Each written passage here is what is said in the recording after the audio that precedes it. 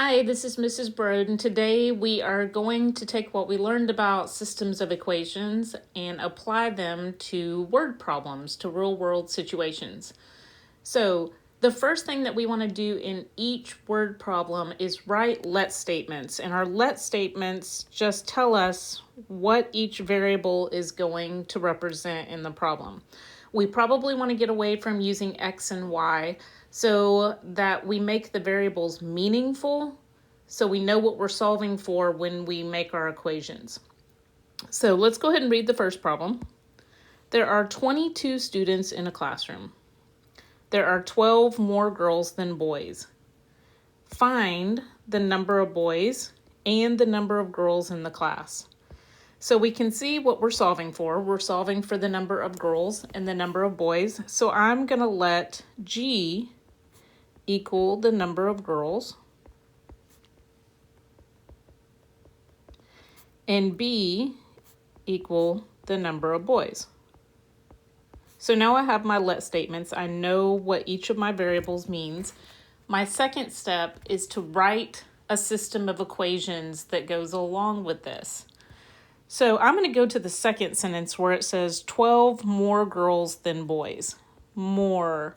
So if I was solving for girls, I would know that if I had the boys, I would add 12 more to the boys. And that would tell me how many girls I have. So that would be my first equation. So let's look at the first sentence. 22 students. That's both boys and girls in the classroom. So that means if I added my girls and my boys together, it would equal 22. So I now have my system of equations. My next step is to solve. And so we learned 3 ways to solve systems: by graphing, by substitution, by elimination. Usually we're not going to use graphing in word problems because we don't have a graph available. So we want to see out of substitution and elimination, which one might be the easiest. So if you look, we already have an equation where one variable is by itself. So I would use substitution, and I would substitute b plus 12 into the second equation for G. Then that means that we're solving for all boys. So I'm gonna do that below. Instead of G, I'm gonna replace it with b plus 12. Then I have my other plus b, and all of that has to equal 22. So I'm going to combine like terms. I have 2 b's here, plus 12 equals 22, and I am going to solve for my number of boys. So you can see that would cancel out. 2b equals 10. Divide each side by 2, and that means that I have 5 boys in the class. So the question, you always want to read the question. The question says find the number of boys and the number of girls. So I'm going to take that 5 and I'm going to plug it back into our first equation. G equals b plus 12. So I'm going to replace b with 5. 5 plus 12 means that we have 17 girls. And the last step, and we've done this before when working word problems, is to write a sentence. So I would say there are 17 girls and 5 boys in the class.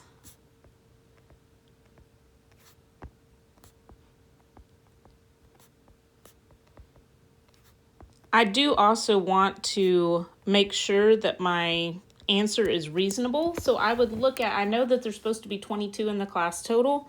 So I do want to take a look back and make sure that it makes sense. If I have 17 girls and 5 boys, does that total 22? And it does. So then I can say that this would be my final answer. All right, so let's move on to number 2. Remember, I want to start with my let statement, so I need to read the problem to figure out what it is I'm trying to solve for. Marta has twice as much money as Heidi. Together they have $36. How much money does each have? So I'm going to let M equals Marta's money. It's not just Marta, it's Marta's money because that's what we're solving for. And I'm going to let H equal Heidi's money.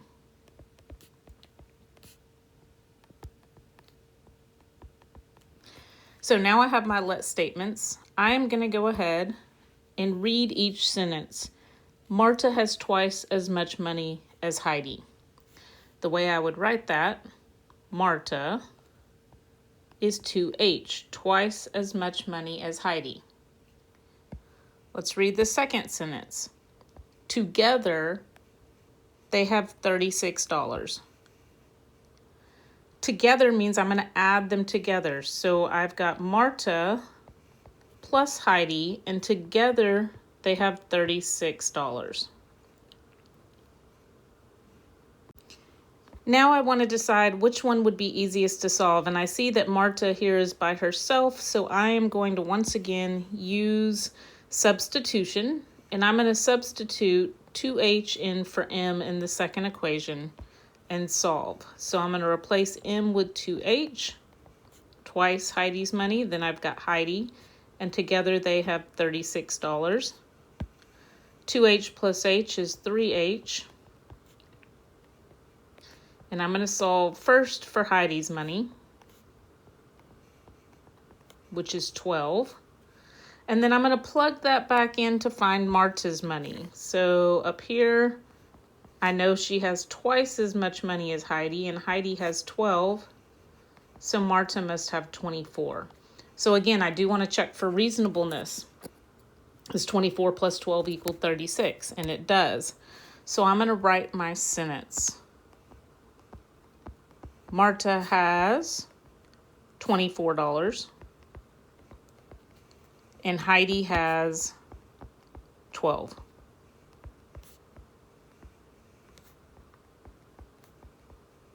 And that's it. So moving on to question number 3, I have Alan rode his bike 3 times as far as Bill. Alan rode 16 miles farther than Bill. How many miles did Alan ride? So we are going to write let statements. Again, I'm going to do a capital A for Alan's miles.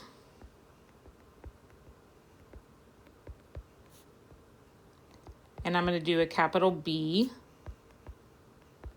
for Bill's miles. And now I'm going to look at each sentence and I'm going to make an equation. Alan rode his bike 3 times as far as Bill. So Alan rode 3 times as far as Bill, 3 times B. And then this one is also about Alan.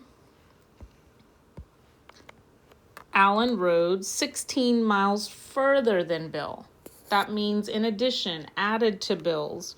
So we know that Alan had Bill and he rode 16 more than that.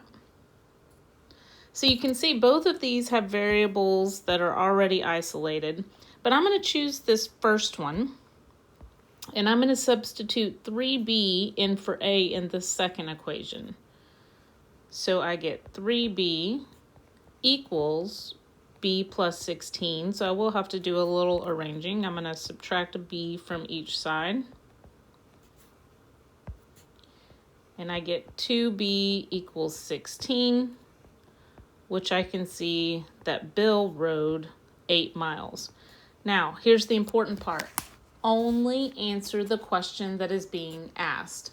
We only want to know about Alan's miles. So in your sentence, you should only tell me about Alan. But we did have to solve for Bill. Now that we know that Bill rode 8 miles, we know that Alan rode 3 times 8 miles. So Alan rode 24 miles.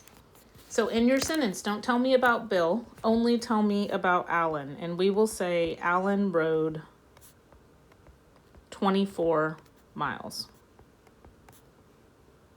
Only answer the question that they're asking, even though you may end up having to solve for both variables. We only want you to answer the question that's being asked. All right, we have one more problem. Number 4. A pet shop has a collection of 15 cats and dogs for sale. There are 4 times as many cats as dogs. How many cats does the pet shop have for sale? So again, let statements. C is our number of cats.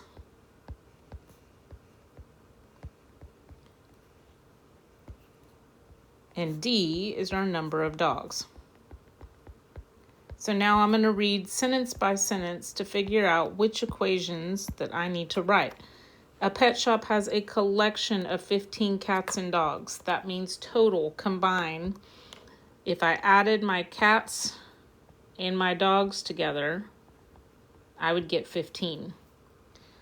Second sentence says 4 times as many cats as dogs. So be careful when you're writing this. It's not 4C, it's 4D because there's 4 times as many cats, so you have to multiply the dogs by 4. So what we can see is that C is already by itself in the second equation. So I am going to take that 4D and sub it in for C in the first equation.